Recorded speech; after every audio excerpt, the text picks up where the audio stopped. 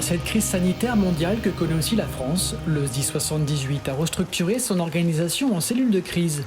Les décisions sont ainsi élaborées en cellules décisionnelles où sont abordées les stratégies. Cette cellule de crise s'appuie également sur la cellule d'appui opérationnel implantée au CODIS à Versailles. Elle met en œuvre les stratégies adoptées en concordance avec la cellule anticipation afin de répondre au mieux aux différents scénarios envisageables. Épaulée par les 3 points d'appui territoriaux, la doctrine opérationnelle est ainsi développée et permet de concourir notamment à la logistique de déploiement des EPI. De nombreux changements que le SDIS doit affronter. On est dans une situation inédite, c'est une situation qui n'est pas scolaire. Nous devons nous adapter, faire preuve d'adaptation constamment. Et le corps départemental est uni et doit faire preuve de cohésion. L'objectif étant d'adapter la réponse opérationnelle, aussi de préserver nos personnels. On s'y attache 24 heures sur 24 pour le faire. Nous ne fonctionnons pas normalement, nous devons nous adapter. Le confinement et les dispositions gouvernementales nous impactent fortement, opérationnellement comme structurellement, pour faire fonctionner le SDIS au quotidien. Et l'organisation de cellules de crise permet de répondre et de décider dans l'incertitude pour pouvoir faire au mieux pour nos personnels, pour nos concitoyens et pour le service public en général et dans l'accompagnement, parce que nous sommes d'une force concurrente dans l'accompagnement de la santé pour faire face à cette crise sanitaire. Pas d'engagement Covid, il n'y en a plus de centre de secours. Le centre de secours des Mureaux a reçu les tenues Covid pour les VSAV. S'il te plaît, surtout quand vous êtes livré, n'hésitez pas à nous passer un petit coup de téléphone. Activée depuis le 16 mars, la salle d'appui permanente a pris ses fonctions dans la salle de coordination et de commandement départementale qui se trouve dans le prolongement du CODIS. Dirigée par le chef de site, cette salle est pilotée par plusieurs entités référentes.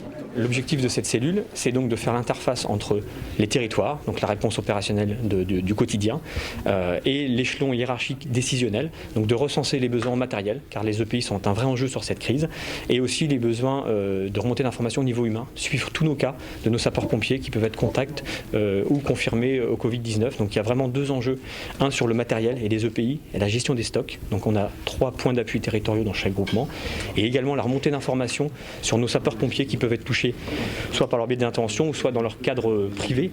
Et donc ça, on a au quotidien avec la garde départementale médicale un suivi de nos cas sapeurs-pompiers. Donc 2 volets, un volet ressources humaines de nos sapeurs-pompiers et un volet des EPI, donc des stocks des EPI. La cellule fonction appui médical, rattachée à la cellule d'appui, joue un rôle important dans la crise sanitaire. Sa mission est de recenser, d'identifier et de suivre tous les personnels du SDIS frappés par le virus de Covid-19 à titre personnel ou familial. On a mis en place toute une procédure. En fait, notre relais, il est sur le terrain. C'est le chef de centre qui, lui, au gré de ses informations, a des codes pour recenser les personnels. Il agrémente un tableau sur informatique et après, nous rappelons chaque agent pour faire le point avec lui, vérifier qu'il a bien compris ce qui se passait, vérifier qu'il va bien mettre en œuvre les bonnes tenues et puis le soutenir, lui donner des informations et répondre à ses questions. Que de la toux ou il y a eu d'autres symptômes associés? Et du coup, vous avez été testé, vous, ou pas? Si vous pouvez nous faire remonter le résultat du test, du coup. Ok, super. Merci beaucoup, on fait comme ça. Il existe un fond d'inquiétude, parfois plus pour leur famille que pour eux.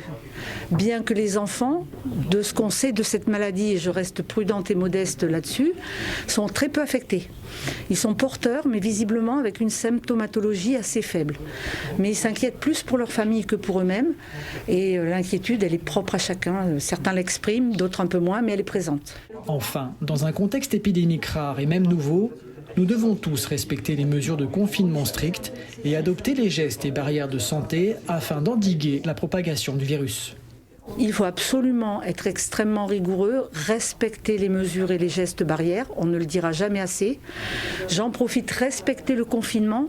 On sait que c'est pas facile de se retrouver tout seul chez soi, c'est pas facile à gérer à titre personnel, à titre familial, mais c'est le seul moyen de freiner la propagation virale et de ne pas engorger nos structures de soins. C'est répété tous les jours et je pense qu'il faut vraiment se le marteler dans la tête.